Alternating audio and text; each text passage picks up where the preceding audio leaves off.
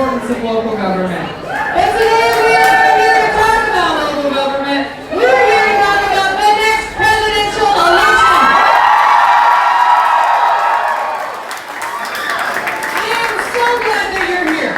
But unless you get to the polls, it doesn't make a difference. So thank you. Thank you for your time. Thank you for your support. Thank you for being engaged. Let this be the beginning of a wonderful presidential season in Norman, Oklahoma. With that, it is my pleasure and my honor to welcome a presidential candidate to our great city. Give it up for Beto.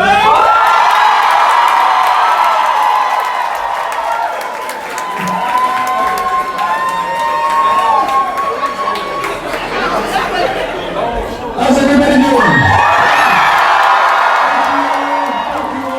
Thank you all for being here. Thank you for allowing us to be here. Let's give it up for Mayor Clark. Let's give it up for Taz. And just know that though I have never been to Norman before, I've never felt so welcomed.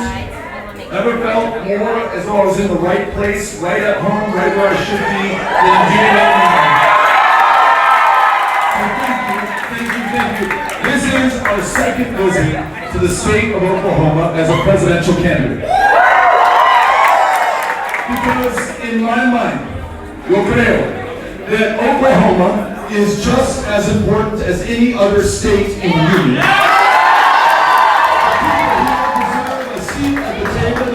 Should be heard in the national conversation, and I came out to be here with you today. So thank you. And listen, we have learned a lot. This morning in Tulsa, in the neighborhood known as Greenwood, where Black Wall Street once stood, I got to hear about some Oklahoma history. I got to hear about this country's story. The foundation not only of our success and our greatness, but the hatred, the racism, and the terror that still defines the lives of so many of our fellow Americans. In 1921, on the eve of that extraordinary attack on human beings, on Americans, on children and women and men, Greenwood had one of the highest per capita incomes in the United States of America. It helped in a very positive and powerful way to define the state of Oklahoma and what was possible in the United States of America just decades removed from slavery, the Civil War, and the end of Reconstruction. But no matter how successful and how independent and how exemplary that community was, it was still part of a country that was defined by our original sin, by the legacy not just of slavery, but Jim Crow and segregation and suppression. And their success in Greenwood was too much for too many of those who lived around them in Tulsa. So in one 24-hour period, at least, and we don't know the full number, at least 300 people murdered and killed. Some think that the number is much higher than that, hundreds higher, maybe more than 1,000. The town burned to the ground, razed, bombed. And the memory of what had happened there, almost extinguished forever. Should you speak about what happened at Black Wall Street, you were whipped, you were punished. If you were black and you remained in Tulsa, you had to carry a green card. They could keep tabs on you, keep control on you, keep you down lest there be retribution or justice or accountability for what had happened in that community. What we learned in 1921, no matter how great you are, no matter how independent you are still connected to the rest of this country, for better or for worse.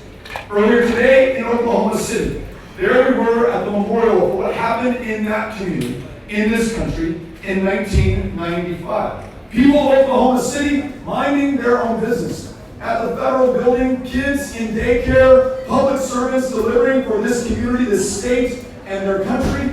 More than 168 lives lost on that day, including 19 little kiddos, infants, For what crime? But they too were part of a country still marked by racism, still dealing with white domestic and white supremacist terror in the youth. So no matter how peaceful, no matter how much they were minding their own business, still connected, still caught up in that inescapable network of mutuality that Martin Luther King Jr. talked about, that single garment of destiny into which we are each tied. And on August 3rd in El Paso, Texas, my hometown, a city that is one of the safest in the United States of America, not despite, but because we are a city of immigrants and refugees, a city that is 85% Mexican. We must not only tolerate them and respect them, but embrace them as foundational to our success, to our strength, and yes, to our safety and our security. This beautiful, special, safe community, of which I am so proud, where I was raised, where Amy and I are raising Ulysses and Molly and Henry. This community where a quarter of those with whom we live were born somewhere else, chose us, left their hometown, left their family, left their country, left their language and their customs to start anew as strangers in a strange land to do better for themselves and their kids, but also to do better for all of us, and they have through their very presence. That community, though we were special, though we were so distant from the other centers of power and population, could not exempt ourselves, set ourselves apart from the other country to whom we were connected. A country that is violent, 40,000 gun deaths a year. No other developed country comes even close to this level of death and murder and slaughter and suicide as the United States of America. And yes, a country still riven by racism that is just as foundational to the United States of America as the Declaration of Independence. Racism, frankly, felt by some and not by others. And I say that as a white guy who may have thought that we were making progress on this issue. But those who do not look like I do have experienced something different every waking moment of their lives. But maybe there was some consolation, but now, at this moment, it seems like a cold comfort that it was underground, it was not brought out into the open, that whoever our president was, he talked about forming a more perfect union that lived up to that foundational principle of the Declaration, that we were all created equal, never realized, never fulfilled, but we were working towards it. For the first time in my life, someone leads this country who has given up on that premise altogether, who describes Mexican immigrants as rapists and criminals. Though they commit crimes at a far lower rate than those born in this country. A president who thinks that one people of one religion are inherently defective or dangerous and purports to ban them from coming to the United States of America. He promised as a candidate he would stop all Muslim travel to the U.S. and as president, he tried to make that so, telling women of color who were born in this country to go back to where they came from, calling the Klan and very fine people after they have been chanting Jews, you will not replace us. And ladies and gentlemen, it does not just offend our sensibilities. It fundamentally changes who we are as a country. Hate crimes in the United States of America are up every single one of the last 3 years. Those counties that hosted a Trump rally, hate crimes up 200% from where they were before. The day he signs that Muslim ban, the mosque in Victoria, Texas is burned to the ground. He warns of invasions, infestations, calls human beings animals, predators, and killers, to make you afraid, to cause you to see them as something different, less than human. You do not get kids in cages. You do not lose the lives of children in this country unless you at first attempted to dehumanize them so that we treat them as something less than human. And then in May of this year, at a rally in Florida, when he's talking about this invasion of immigrants who are coming to get us, he asked the crowd who's assembled, how do we stop these people? And someone yells out, shoot them. The crowd roars their assent. The president smiles his consent and gives the green light for someone to drive 600 miles from Allen, Texas, with an AK-47, which was engineered and designed and originally sold to the militaries of the world to kill people on a battlefield, because that's what it does better than almost any other weapon. And he shows up at a Walmart in our diverse Hispanic majority community, seeking, as he told police afterwards, to kill Mexicans. Writing in his manifesto published just moments before he went on this spree that he's going to stop the invasion of Hispanics who were taking over the state of Texas. He kills 22 people, including a 15-year-old boy named Javier from Horizon, Texas, who was about to start his sophomore year of high school. Injured dozens more in a city that loses 18 lives on average in a year. 22 in just one shooting, fueled by hatred, and we allowed him to purchase that firearm. His mother, and that AK-47 came in after he ordered it, called the police in Allen, Texas, and said, "What in the hell does my son need with this weapon? He hasn't been trained in it. He's not in the military. He doesn't need it to hunt or for self-protection." And they said, "Ma'am, we're sorry. It's perfectly legal right now for him to do this. Nothing So I connect the dots for you, lest anyone labor under the illusion that this was some kind of act of nature, this was an act of God, that this was unforeseeable, this is like a comet striking El Paso or Oklahoma City or Greenwood, Tulsa. It's not. These are human-caused problems with human solutions, and it's up to the humans of this great democracy, who at the end of the day are the government, to come up with it. And I've got a few that I want to propose to you. Number one, following the lead of moms, not only will we have universal background checks and red flags, we are going to end the sales of weapons of war into our community.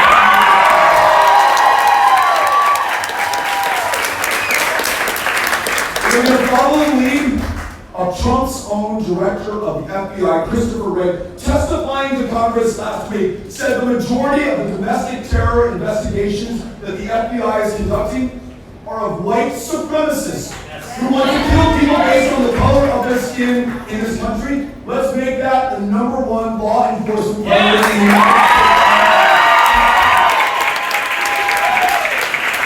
And we must acknowledge that this racism is institutional. It is foundational. It colors every single aspect of our lives. There is 10 times the wealth in white America than there is in black America. There's an maternal mortality crisis in this country 3 times as deadly for women of color. At 4 or 5 years old in a kindergarten classroom, if you're a child of color, you stand 5 times the chance of being disciplined or suspended or expelled. The schoolhouse to jailhouse pipeline begins not in high school. It begins in kindergarten, when kids have no chance, are absolutely defenseless against this system. So let's understand the true legacy of the foundation of this country, and acknowledge that we are not equal in terms of access to opportunity or treatment under the law. And let's begin to repair the damage done and ensure that we stop visiting this injustice on every future generation. And that begins by telling the truth. And I also want to say this. In a country where you are seeing the murder of Native women, the disappearance of Native women 10 times the rate of the general population, and not everyone in this state or in this country is enjoying equal protection under the law, when foundationally in the state of Oklahoma, before that, the territory of Oklahoma, you had treaties that were violated, trust that was broken, land and oil wealth that was stolen, sometimes by murdering those who owned the head rights or that mineral wealth on their own land. If we do not first acknowledge that and include everyone in the story of this country, its success, its greatness, its failures, then we are never going to ensure that there is justice. We will never repair, we will never prevent the the taking of lives going forward, there are some immediate solutions that we have at hand. Number one, respecting local stakeholders, Native communities, indigenous people when it comes to what happens on their land or what travels underneath their land, whether it is pipelines or whether it is a mineralized forest.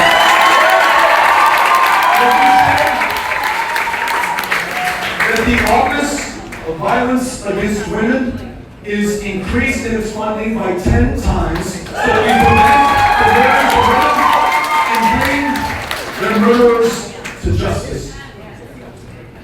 But if we don't address the concerns and the need for human dignity of everyone in this country, then I'm confident that we will have provided fertile ground for the kind of demagogues like Donald Trump who will channel our anger and frustration at our government's dysfunction against the most vulnerable, including immigrants, who I just visited with in Mississippi for the crime of working in a chicken processing plant. Hundreds of agents descended, some in helicopters, in Canton and Forest, Mississippi, to pull those people out of the plant, sometimes at gunpoint, to tie their wrists, to tie their ankles, sometimes to hog-tie them together, to take them away from their kids and to deport some of them back to Guatemala before they ever had a chance to kiss their kids goodbye. For what crime? What threat do they pose? What violence have they perpetrated? Absolutely none. This is all they have.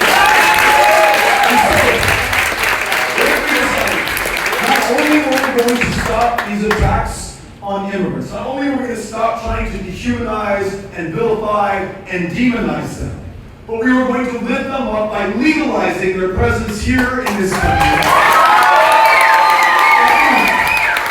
Every single dreamer made a U.S. citizen in their true home country.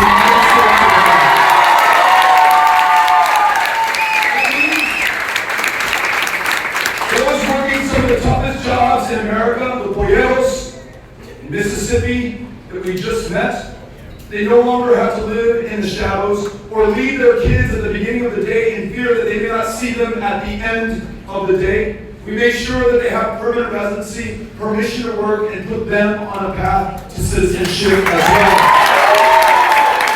We are going to rewrite this country's immigration laws in our own image, in the image of America, a country of immigrants and asylum seekers and refugees.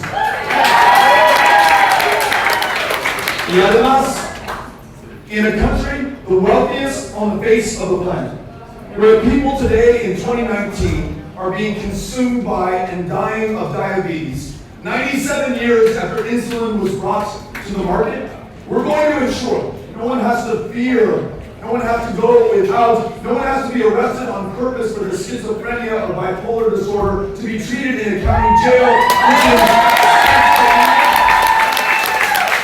the county jail system in Texas is the largest provider of mental health care services in the state of Texas. To meet that challenge, it's universal, guaranteed, high-quality health care for every child, for every woman, for every man, primary health care, mental health care, and every woman makes her own decisions about her own body.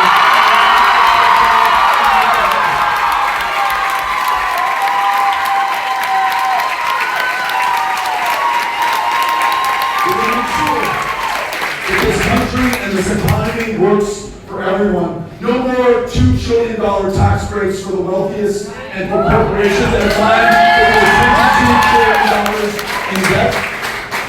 We make sure that that tax code works for everyone, that if you work a full-time job, you're paid a living wage, $15 an hour at a minimum. And to my friends in public education, the teachers, the librarians, the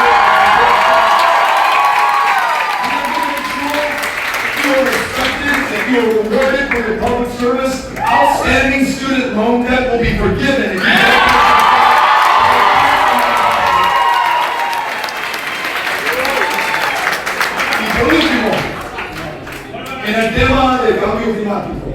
the fact that the storms that we see, the flooding in Texas and Houston, I met somebody earlier from that community, Ghost Rose, 58 inches of rain in one storm. which is a landfall record in all of North American history for as long as we've been keeping them. But it is not the outlier. It was the third 500-year flood in just 5 years in that one community. The droughts in California, the fires that followed them, the sea level rise, this is on all of us. Our emissions, our excesses, our inaction in the face of the facts and the science and the truth. The only way to meet that is not by half steps or half measures or half the country. All of us coming in, combining together to ensure that we free ourselves from a dependence on fossil fuels. Embrace wind and solar, the renewable energy jobs that will not only save this planet for the next generation, but on the high value, high skill, high wage jobs we need to be creating in America today. We convene the other powers of the planet together to ensure that we do not warm another 2 degrees Celsius. After which this train is off the tracks and we will not get it back. Whether it's education, the economy, healthcare, immigration, racism, domestic terrorism, or combating climate change before it is too late. I know that we are up to the challenge, but we have to, ladies and gentlemen, bring every single person in to the solutions. And we got a window on what that might look like. Last year in Texas, in a state that had ranked 50th in voter turnout in the country. Not by accident, not because we love our democracy any less than you do here in Oklahoma, but 100% by design. If you're black, if you're Mexican American, likely drawn out of your congressional district to minimize the power of your vote or the likelihood that we would ever hear your voice. But we went to each one of those 254 counties, the bluest places in Texas, to make sure that you were not taken for granted and didn't feel like you were taken for granted. We went to the reddest places, not in the state of Texas, but on planet Earth. You can see Abilene glowing red from outer space as you walk around Earth. But we showed up there time after time after time to talk to and, more importantly, listen to those we wanted to serve and represent. And I'll tell you what, it worked. Though we did not defeat Ted Cruz at the end of the day. How do you really feel? We won more votes than any Democrat had in the history of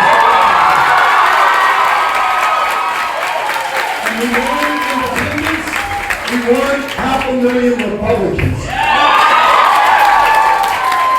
Young voter turnout in early voting up 500%.